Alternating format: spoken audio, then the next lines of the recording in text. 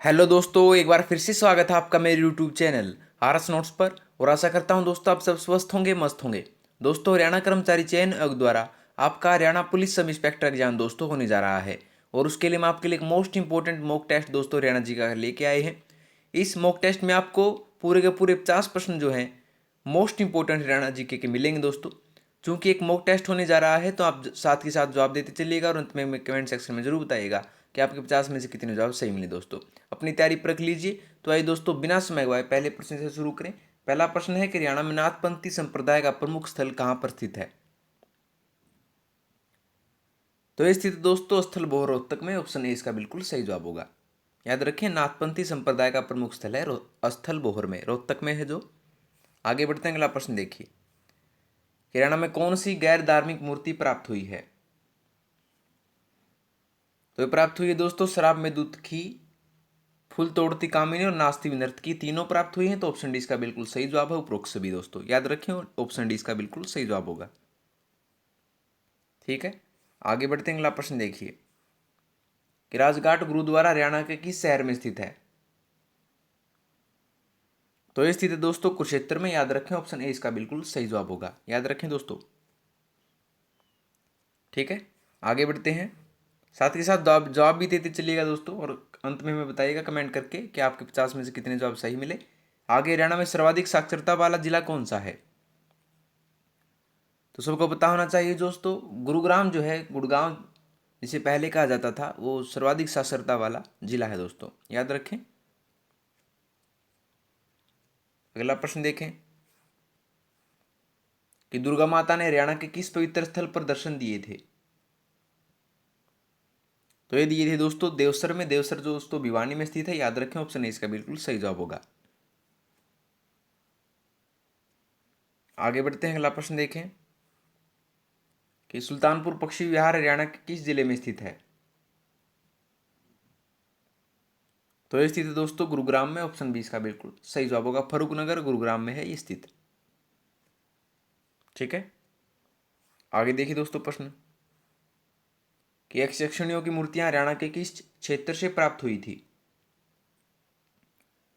ये प्राप्त हुई थी दोस्तों पलवल, बादस, हथीन, तीनों जगह से प्राप्त हुई थी। तो ऑप्शन डी इसका बिल्कुल सही जवाब होगा ये सभी। ठीक है, बढ़ते हैं अगले प्रश्न पर की ओर। हरियाणा राज्य सरकार ने किस वर्ष में राज्य की स्थापना की 50वीं वर्षगांठ मनाई थी? तो ये बनाई थी दोस्तों वर्ष 2016 में। ऑप्शन सी इसका बिल्कुल सही जवाब होगा। आपको पता होना चाहिए दोस्तों 1 नवंबर 1966 को जो है हरियाणा संप्रभु बना था दोस्तों, अलग पंजाब से हुआ था। याद रखें, और 50 वर्ष होते हैं वर्ष 2016 में। आगे बढ़ते हैं, अगला प्रश्न देखें। हरियाणा राज्य की स्थापना किसकी सिफारिश पर की गई थी? तो ये की गई थी दोस्तों सरदार हुकुम सिंह की। ऑप्शन सी इसका बिल्कुल सही जवाब होगा। बार बार पूछा जाता है क्वेश्चन दोस्तों, याद रखें। आगे है प्रश्न कि इंडो ग्रीक सिक्के हरियाणा के किस क्षेत्र से प्राप्त हुए हैं? तो ये प्राप्त हुए दोस्तों खोखराकोट रोहतक से। ऑप्शन बी इसका बिल्कुल सही जवाब होगा। बार बार पूछा गया दोस्तों क्वेश्चन। आगे बढ़ते हैं, अगला प्रश्न देखें। गुरुद्वारा मंजी साहिब हरियाणा के किस शहर में स्थित है? तो ये स्थित दोस्तों कैथल में। ऑप्शन सी इसका बिल्कुल सही जवाब होगा। ठीक है, बढ़ेंगे अगले प्रश्न की ओर कि भारत के प्रसिद्ध शास्त्रीय गायक पंडित जसराज का जन्म हरियाणा के किस शहर में हुआ था? तो ये हुआ था दोस्तों हिसार में। ऑप्शन बी इसका बिल्कुल सही जवाब होगा। याद रखें दोस्तों। ठीक है, आगे बढ़ेंगे, अगला प्रश्न देखें। हरियाणा मुख्यमंत्री रत्न पुरस्कार किस क्षेत्र में दिया जाता है? तो ये दिया जाता है दोस्तों औद्योगिक श्रमिक क्षेत्र में। ऑप्शन ए इसका बिल्कुल सही जवाब होगा। बार बार पूछा गया क्वेश्चन है दोस्तों। आगे देखिए प्रश्न, हरियाणा में बौद्ध धर्म का प्रसिद्ध केंद्र कौन सा है? तो ये दोस्तों सुग यमुनानगर। ऑप्शन बी इसका बिल्कुल सही जवाब होगा। याद रखें, सुग जो है यमुनानगर में स्थित है। आगे, राज्य का संवैधानिक प्रधान कौन होता है? संवैधानिक प्रधान जो होता है दोस्तों वो राज्यपाल होता है। ऑप्शन ए इसका बिल्कुल सही जवाब होगा। वर्तमान में हरियाणा का राज्यपाल कौन है दोस्तों? बंडारू दत्तात्रेय। याद रखिएगा। आगे बढ़ेंगे, अगला प्रश्न देखें कि हाफिज खां द्वितीय के गुरु कौन थे? तो ये थे दोस्तों इनायत खां। ऑप्शन डी इसका बिल्कुल सही जवाब होगा। हाफिज खां द्वितीय गुरु थे इनायत खां।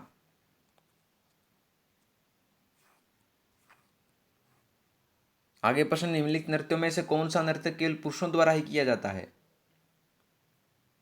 तो ये किया जाता है दोस्तों सिर्फ डमरू नृत्य। ऑप्शन डी इसका बिल्कुल सही जवाब होगा। याद रखें, जो केवल पुरुषों द्वारा किया जाता है। आगे बढ़ते हैं, अगला प्रश्न देखें कि प्रसिद्ध ज्योतिषर की लंबाई कितनी है? तो ये दोस्तों 1500 फीट। ऑप्शन बी इसका बिल्कुल सही जवाब होगा। याद रखें दोस्तों। आगे है प्रश्न देखें कि दिल्ली एनसीआर के अंतर्गत हरियाणा का कौन सा क्षेत्र नहीं आता है? तो ये नहीं आता है दोस्तों रोहतक झज्जर मेवात। ऑप्शन डी इसका बिल्कुल सही जवाब होगा। ठीक है, बढ़ते हैं अगले प्रश्न की ओर कि निम्न में से कौन सा राष्ट्रीय राजमार्ग कैथल के समीप है? तो ये स्थित है दोस्तों NH65। ऑप्शन सी इसका बिल्कुल सही जवाब होगा। याद रखें, बार बार पूछा गया प्रश्न है दोस्तों। आगे बढ़ेंगे, अगला प्रश्न देखें कि लाला लाजपत राय को देश निकाला कब किया गया था? तो ये किया गया था दोस्तों 9 मई 1907 ईस्वी को। ऑप्शन ए इसका बिल्कुल सही जवाब होगा। याद रखें दोस्तों। आगे है प्रश्न कि प्रियदर्शनी आवास योजना हरियाणा में कब शुरू की गई थी? तो ये की गई थी दोस्तों 8 जून 2013 को। ऑप्शन ए इसका बिल्कुल सही जवाब है। याद रखें दोस्तों। आगे है प्रश्न देखें दोस्तों कि हरियाणा में म्हारा गांव जगमग गांव योजना कब शुरू की गई थी? तो ये की गई थी दोस्तों 1 जुलाई 2015 को। ऑप्शन ए इसका बिल्कुल सही जवाब होगा।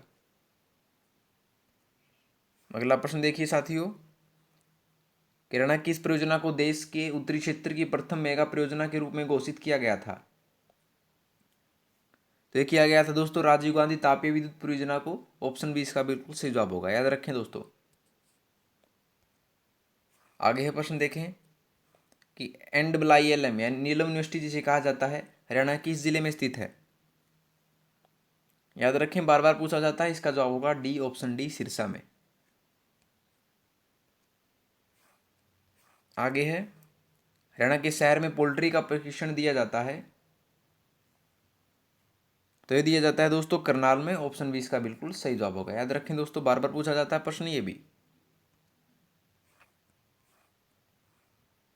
आगे कुछ क्षेत्र में भगवान श्री कृष्ण ने अर्जुन को भगवद गीता का उपदेश किस वर्ष के नीचे दिया था?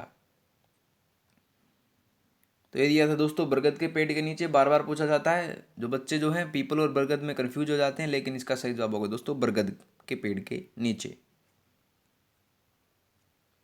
आगे है प्रश्न, हरियाणा का साग चोखा खोरी मेला किस समुदाय से संबंधित है? तो ये संबंधित तो दोस्तों हिंदू धर्म से। ऑप्शन ए इसका बिल्कुल सही जवाब होगा। ठीक है, आगे बढ़ते हैं, अगला प्रश्न देखें, हरियाणा में किसानों के लाभार्थ हेतु कृषक उपहार योजना कब शुरू की गई थी? तो ये शुरू की गई थी दोस्तों 2 अक्टूबर 2000 को। ऑप्शन बी इसका बिल्कुल सही जवाब होगा। याद रखें दोस्तों। आगे बढ़ते हैं, अगला प्रश्न देखें कि महाभारत के अनुकूल दिग्विजय शीर्षक में किस शहर का वर्णन किया गया है? ये किया गया है दोस्तों रोहतक का। ऑप्शन डी इसका बिल्कुल सही जवाब होगा। याद रखें दोस्तों। आगे बढ़ेंगे, अगला प्रश्न देखें कि हरियाणा किस नदी के तट पर रेणुका खिसाऊ और लखवार व्यासी बांध का निर्माण किया गया था? ये किया गया था दोस्तों यमुना नदी पर। ऑप्शन ए इसका बिल्कुल सही जवाब होगा। याद रखें। ठीक है, आगे बढ़ते हैं दोस्तों कि साथ ही साथ अपने जवाब भी देते चलिएगा दोस्तों कि हरियाणा का राज्य में तकनीकी शिक्षा बोर्ड का गठन किस अधिनियम के तहत किया गया है? यह किया गया है दोस्तों 2008 का हरियाणा अधिनियम संख्या 19 के तहत। याद रखें।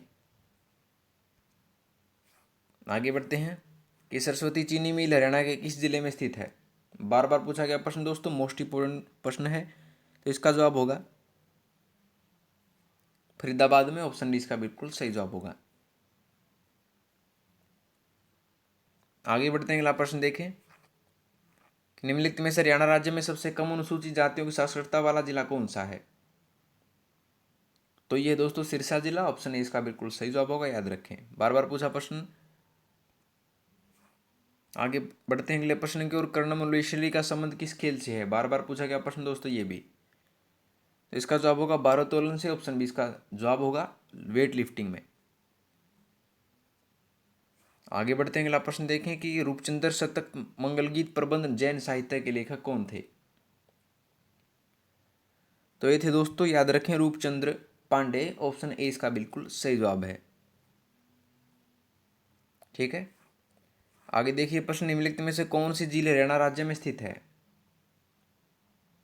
तो ये थी तो दोस्तों दमदमा झील, कोटला झील, खलीलपुर, तीनों ही दोस्तों हरियाणा राज्य में स्थित है। ऑप्शन डी इसका बिल्कुल सही जवाब होगा ये सभी। ठीक है, आगे बढ़ते हैं, अगला प्रश्न देखें, निम्नलिखित में से हरियाणा की सबसे पुरानी नहर कौन सी है। सबसे पुरानी नहर है दोस्तों पश्चिमी यमुना नहर। ऑप्शन इसका बिल्कुल सही जवाब होगा। ठीक है, आगे बढ़ते हैं, अगला प्रश्न देखें, निम्न में से कौन सा कथन गलत है। इसमें तीन सही है दोस्तों, एक कथन गलत है, वो हमें चुनना है। तो ये जवाब होगा ऑप्शन डी, कुरु श्याम वर्ण से पहले शासक थे। ये कथन गलत है दोस्तों, तीनों बिल्कुल सही हैं, याद रखें। आगे बढ़ेंगे, अगला प्रश्न देखिए, हरियाणा की राजभाषा क्या है। तो हरियाणा की राजभाषा है दोस्तों, याद रखें, हिंदी। ऑप्शन सी इसका बिल्कुल सही जवाब होगा, याद रखें दोस्तों। आगे है प्रश्न देखें कि हरियाणा में दूध प्रोत्साहन योजना के अंतर्गत दूध उत्पादकों को कितने रुपए लीटर की सब्सिडी दी गई है। तो ये दी गई है दोस्तों 4 रुपये प्रति लीटर की। ऑप्शन सी इसका बिल्कुल सही जवाब होगा, याद रखें दोस्तों। आगे बढ़ेंगे, अगला प्रश्न देखें, हरियाणा में पहला उपन्यास कौन सा था। तो हरियाणा में पहला उपन्यास था दोस्तों जादू फ्री, जिसकी रचना राजा राम शास्त्री ने की थी, याद रखें दोस्तों। बार बार पूछा गया प्रश्न है ये भी।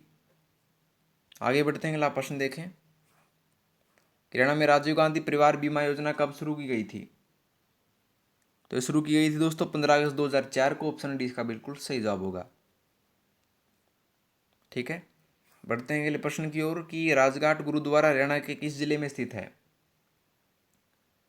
तो ये स्थित है दोस्तों कुरुक्षेत्र में, याद रखें। ऑप्शन बी इसका बिल्कुल सही जवाब होगा, राजघाट गुरुद्वारा हरियाणा में कुरुक्षेत्र जिले में स्थित है। आगे फिरोज शाह तुगलक ने 1354 ईस्वी में हरियाणा के किस नगर में एक किले का निर्माण करवाया था।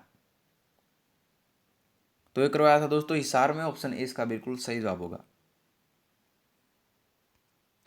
आगे बढ़ते हैं अगले प्रश्न की ओर, हरियाणा के किस शहर से समुद्रगुप्त के सिक्के प्राप्त हुए हैं। तो ये प्राप्त हुए हैं दोस्तों मिताथल से। ऑप्शन डी इसका बिल्कुल सही जवाब होगा, याद रखें। ठीक है, मिताथल दोस्तों भिवानी में स्थित है। आगे बढ़ते हैं, दशहरे का त्यौहार किस तिथि को आता है। तो ये आता है दोस्तों, याद रखिएगा, ऑप्शन सी अश्विनी सुदी दशमी को। ऑप्शन सी इसका बिल्कुल सही जवाब होगा, याद रखें, बार बार पूछा जाता है दोस्तों ये प्रश्न, अश्विनी सुदी दशमी। आगे हरियाणा का प्राचीनतम लोक नृत्य कौन सा है। तो ये है दोस्तों, याद रखें, सांग। ऑप्शन बी इसका बिल्कुल सही जवाब होगा। ठीक है, आगे देखिए प्रश्न कि पद्मिनी, बुरा बादल, मोरध्वज, प्रहलाद आदि सांगों की रचना किसने की थी। तो ये की थी दोस्तों पंडित शंकरलाल जी ने। ऑप्शन डी इसका बिल्कुल सही जवाब होगा, याद रखिए दोस्तों। 50वां प्रश्न है, अंतिम प्रश्न देखिए दोस्तों, क्या कह रहा है कि हरियाणा के हिसार में किस गणराज्य का अस्तित्व था। तो दोस्तों ये था अगर गणराज्य का। ऑप्शन है इसका बिल्कुल सही जवाब होगा, याद रखिए दोस्तों। तो लीजिए दोस्तों, आपका मॉक टेस्ट होता है हरियाणा जी का कंप्लीट।